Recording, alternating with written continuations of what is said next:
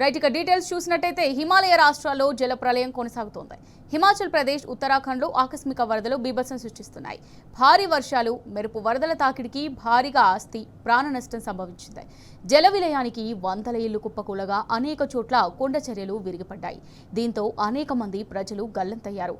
వరద ప్రభావిత ప్రాంతాల్లో సహాయక చర్యలను వేగవంతం చేశాయి రెస్క్యూ బృందాలు. శిథిలాల కింద చిక్కుకున్న వారిని రక్షించేందుకు అహర్నిశలు శ్రమిస్తున్నాయి.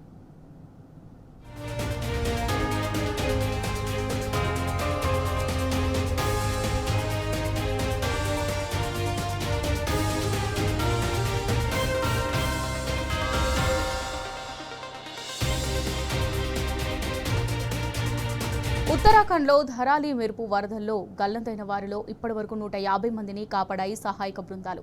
ఇంకా 100 మందికి పైగా చాడ గల్లంతైంది. దీంతో ఐటీబీపీ, ఎస్డీఆర్ఎఫ్, ఆర్మీ, పోలీస్ సహాయక బృందాలు అన్వేషణ చర్యలో మునిగిపోయాయి. హార్సిల్లోని ఆర్మీ క్యాంప్కు చెందిన 11 మంది జవాన్ల చాడ ఇంకా తెలియరాలేదు. గంగోత్రి ధామాన్ని దర్శించుకునేందుకు కేరళ నుంచి వచ్చి గల్లంతైన 28 మంది యాత్రికుల బృందం ఆచూకీ లభ్యం కాలేదు. కాగా ఈ భారీ వరదలకు 4 జాతీయ రహదారులతో సహా 617 రోడ్డు ధ్వంసమైనట్టు స్టేట్ ఎమర్జెన్సీ సెంటర్ తెలిపింది. మరోవైపు హరిద్వార్లోని వివిధ ప్రాంతాల్లో కురుస్తున్న భారీ వర్షాల వల్ల గంగా నది నీటిమట్టం పెరిగింది. దీంతో స్థానిక ప్రజలు ఘాట్ల నుంచి దూరంగా ఉండాలని, తగిన జాగ్రత్తలు పాటించాలని అధికారులు హెచ్చరించారు.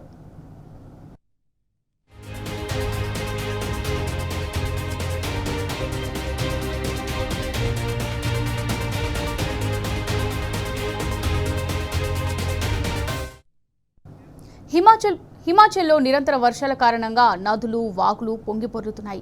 అనేక చోట్ల కొండ చర్యలు విరిగిపడడంతో రాష్ట్రంలోని 600 రోడ్లు మూతపడ్డాయి. రోడ్లపై భారీగా ట్రాఫిక్ జామ్లు కనిపించాయి. సిమ్లా, మండి, కులు, సోలన్లో పాఠశాలలు మూతపడ్డాయి.